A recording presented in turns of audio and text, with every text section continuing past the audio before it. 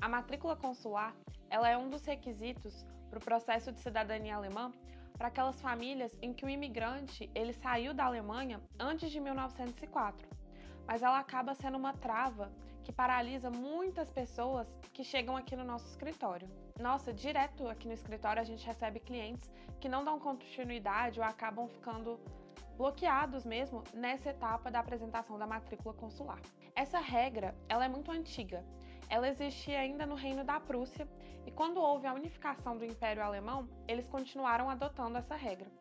E ela determinava que todo alemão que permanecesse 10 anos consecutivos fora do território alemão, ele precisava se apresentar a um consulado e fazer um registro, sob pena de perda automática da nacionalidade alemã.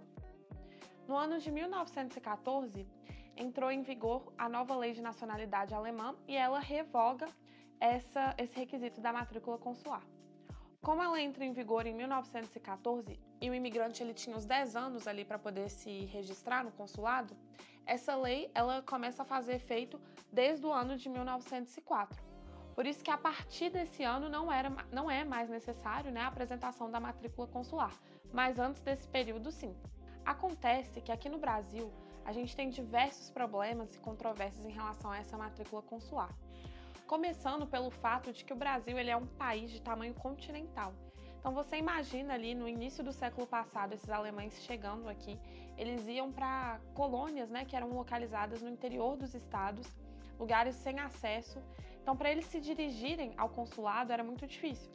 Então, muitas vezes eles não sabiam desse requisito, eles não sabiam que precisavam se registrar, ou estavam impossibilitados, né, de se dirigir até o consulado para poder fazer esse registro. Então, realmente, muitos não se registraram.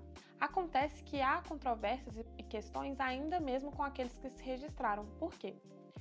Esses livros de matrícula, né, eles eram guardados pelos próprios consulados alemães. Eram eles que tinham responsabilidade pela guarda e manutenção desses livros de registros.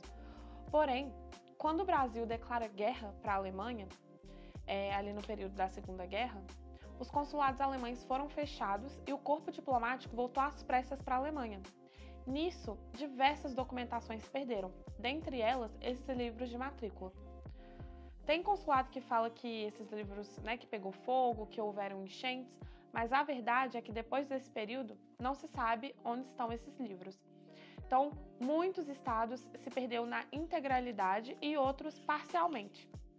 Mas isso acaba gerando um grande problema para os requerentes atualmente.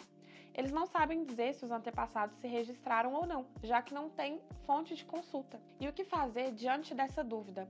Diante da impossibilidade de suprir um requisito, né, de apresentar um documento que demanda registros que nem existem mais. O direito alemão responde a essa dúvida.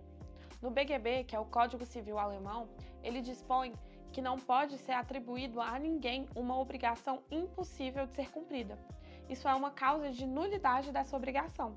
Portanto, não pode ser atribuído aos requerentes atualmente a obrigação de apresentar um documento do qual não existe mais, do qual o próprio governo alemão, que tinha a obrigação de guardar esses livros, não foi capaz de fazê-lo. Aqui no escritório temos ajudado diversos descendentes que se encontram nessa situação. Pessoas que têm toda a informação e às vezes até a documentação, mas estão travados na questão da ausência da matrícula consular.